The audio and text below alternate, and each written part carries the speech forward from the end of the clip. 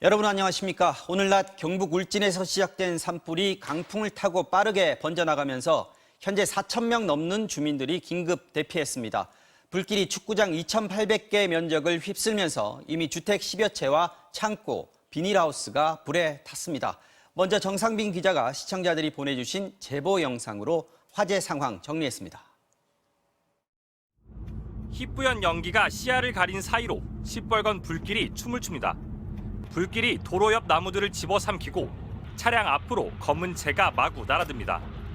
오후 3시지만 도저히 앞을 볼 수 없어 전조등을 켜봐도 소용이 없습니다.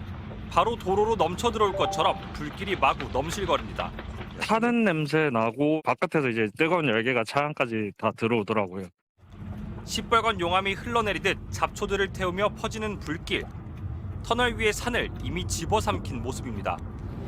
오늘 아침 11시쯤 경북 울진군 북면 두천리의 한 야산에서 불이 났습니다. 도로변에서 시작된 불길은 산 정상 방향으로 점점 퍼져나갔습니다.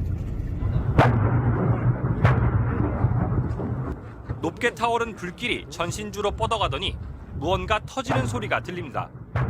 불길이 울진 원자력발전소 근처까지 번지면서 변압기를 폭발시킨 겁니다. 폭격기 터지는 소리, 그런 소리였어요. 놀랄 정도죠. 뻥뻥 터지니까. 불길은 초속 최고 25m의 강풍을 타고 수킬로미터 떨어진 옆마을로 뻗어나갔습니다. 민가 바로 뒤까지 자욱한 연기가 밀려온 상황. 주민과 소방대원들이 소방호스를 들고 불길을 저지하려고 안간힘을 쓰고 있습니다. 10여 킬로미터가량 떨어진 인근 마을들에서 산불이 난 두천리를 바라본 광경입니다. 거대한 불길과 연기가 마치 저녁 노을처럼 하늘을 뒤덮었습니다. 희뿌연 연기가 시야를 완전히 가렸고 소방차의 사이렌 소리가 멀리서 들려옵니다. 7번 국도를 따라 번진 산불은 2,000헥타르, 축구장 약 2,800개 면적을 휩쓸었습니다.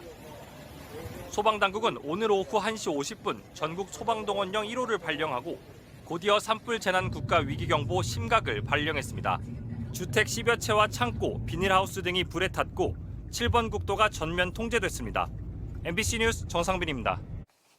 네, 20대 대통령 선거 사전투표가 오늘 시작됐습니다. 첫날 투표율이 17.6%, 역대 최고 기록을 가볍게 넘어설 정도로 투표 열기는 어느 때보다 뜨거웠습니다. 먼저 하루 종일 유권자들의 발길이 끊이지 않았던 사전투표 현장을 남효정 기자가 취재했습니다. 오늘 낮 서울 여의도의 한 사전투표장. 투표를 기다리는 사람들이 끝이 보이지 않을 정도로 길게 늘어서 있습니다. 사지역에서 오신 분들은 줄 한번 부탁드릴게요. 사전투표가 시작된 지 이제 6시간 정도 지났는데요. 점심시간 짬을 내 투표를 하러 온 시민들로 굉장히 붐비고 있습니다. 아무래도 제가 원하는 후보가 되길 원하는 간절한 마음이 있어서 제일 첫 번째 날 찍고 싶어서 왔습니다. 이처럼 전국 대부분의 투표소에서 사전투표 열기는 하루 종일 이어졌습니다. 특히 코로나 확산세를 걱정해 일찌감치 투표하러 온 유권자들이 적지 않았습니다. 혹시라도 코로나 때문에 만약에 그 당일날 투표 못할까 봐 걱정돼가지고 제 소중한 투표를 하고 싶어서 왔어요. 사전투표 첫날 투표율도 사상 최고를 기록했습니다. 오늘 오후 6시까지 투표율은 17.57%로 776만여 명이 첫날 투표를 마쳤습니다. 지난 대선 때의 11.7%나 지난 총선 때의 12.14%보다 훨씬 높은 역대 최고 투표율입니다. 지역별로는 전남이 28.11%로 가장 높았고 경기도가 15.12%로 가장 낮았습니다. 서울은 17.31%를 기록했습니다. 사전투표는 내일 저녁 6시까지 진행되며 코로나 확진자는 오후 5시부터 외출이 가능해 6시까지 투표소에 가면 투표할 수 있습니다. 사전투표 둘째 날 투표율이 더 높은 점을 감안하면 최종 사전투표율은 35%를 넘길 것으로 보입니다. MBC 뉴스 남효정입니다.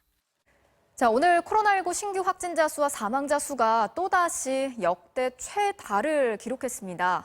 유행이 대체 얼마나 더 지속이 되는 건지, 얼마나 많은 사람들이 감염이 돼야 잦아들지 많이들 불안한 마음이실 텐데요. 변수는 숨은 감염자에 있다고 합니다. 박윤수 기자가 취재했습니다. 오늘 코로나19 신규 확진자는 26만 6천여 명으로 이틀 만에 다시 최다 기록을 경신했습니다. 오는 9일쯤 23만 명 넘는 확진자가 나올 것이라던 정부 전망보다 닷새 일찍 예상치에 도달한 겁니다. 정부는 이달 중순쯤 최대 35만 명 안팎에서 정점에 이를 거라는 전망을 다시 내놨습니다. 전문가들과 질병청 분석 결과로는 향후 2, 3주 이내에 정점이 나타날 것으로 예상하고 있습니다. 다만 변수는 통계에 잡히지 않는 숨은 감염자입니다. 증상이 가벼운 오미크론 유행으로 감염을 모르고 지나가거나 검사를 안 받는 숨은 감염자를 포함하면 실제 확진자 수는 2배 이상일 것으로 추정됩니다. 절반 정도를 찾아내는 것으로 보이거든요. 우리나라의 시스템이요. 전 세계적으로 보더라도 절반 이상 찾아내는 시스템을 유지하는 국가는 그렇게까지 없다라고 보거든요. 예컨대 매일 20만 명의 확진자가 나오고 그만큼의 숨은 감염자가 생긴다고 가정하면 한 달 뒤 누적 확진자는 인구의 38%를 웃돌 것으로 추정됩니다. 해외에서는 인구 대비 확진자가 20에서 30%를 넘은 뒤 유행이 꺾였지만 우리나라는 백신 접종률이 높은 만큼 좀 더 일찍 유행이 잡힐 가능성도 있습니다. 30% 이상 감염이 돼야만 유행이 종식되거나 가라앉는 것보다는 오히려 그 전 단계에서도 완만하게 나타날 수 있는 가능성도 충분히 있습니다. 정점이 오기 전까지 확진자 증가에 대비한 의료 대응 태세도 재정비되고 있습니다. 역대 가장 많은 186명의 코로나 사망자가 나온 가운데 정부는 병상 효율을 높이기 위해 격리병상 장기 입원 환자 731명에게 일반 병상 이동을 권고했습니다. 또 군의관 206명을 중환자 치료에 투입해 위중증 환자 증가에 대응하겠다고 밝혔습니다. MBC 뉴스 박윤수입니다. 수도 키이우를 점령하지 못한 러시아는 다른 주요 도시들의 24시간 포격을 퍼붓고 있습니다. 곳곳에서 마을들이 폐허가 되고 있고 안타까운 희생도 늘고 있는 상황인데요. 속전속결에 실패한 러시아가 궁지에 몰리면서 강수를 두고 있다는 분석이 나오고 있습니다. 이어서 임소정 기자가 전해드리겠습니다. 검게 그을린 9층짜리 아파트 건물. 한가운데가 폭삭 무너져 내렸습니다. 불이 꺼지지 않은 꼭대기층에선 뿌연 연기가 피어오릅니다. 소방대원들이 접근하기 어려울 정도로 맹렬히 타오르는 불길. 검은 연기로 뒤덮인 하늘을 시민들은 망연자실 바라볼 뿐입니다. 그야말로 풍비박산난 민가 앞에서 넋이 나간 소방대원은 한숨을 뱉어냅니다.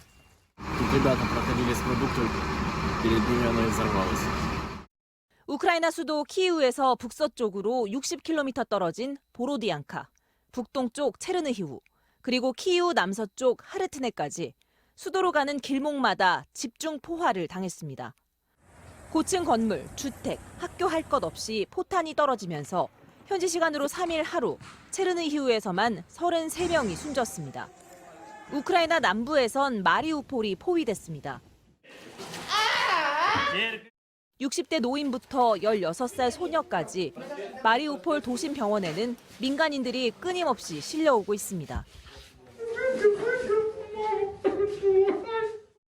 러시아군이 점령한 헤르손은 혼란과 공포에 빠졌습니다. 약국과 상점이 약탈당하고 주민들은 체포됐습니다. Ракетно-бомбові удари Росії по українських містах – це зізнання, що не змогли зробити нічого суттєвого на нашій землі. 지금까지 2,000명 이상의 민간인 사망자가 나온 것으로 알려진 가운데 우크라이나와 러시아는 2차 협상에서 민간인 탈출을 위한 인도주의 통로를 개설하기로 했습니다.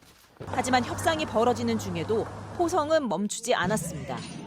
푸틴 러시아 대통령은 마크롱 프랑스 대통령과의 통화에서 우크라이나의 비군사화와 중립국화가 관철되지 않으면 공격을 계속할 것이라고 말했습니다. 한편 러시아의 전쟁 범죄 혐의 조사에 착수한 국제형사재판소는 선발대를 우크라이나로 급파했습니다. MBC 뉴스 임소정입니다. 자, 어제 저녁 울산에서 31개월 된 여자아이가 숨을 쉬지 않는다는 신고가 접수돼서 구조대원들이 아이를 병원으로 급하게 옮겼지만 결국 숨졌습니다. 그런데 이 숨진 아이의 몸무게가 또래 아이들의 절반밖에 되지 않았는데요.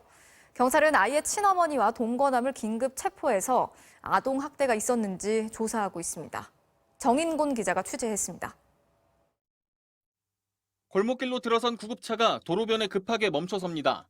방호복을 입은 구급대원들은 들것을 가지고 원룸 건물로 향합니다. 얼마 뒤 환자를 들것에 실어 구급차로 급히 옮깁니다.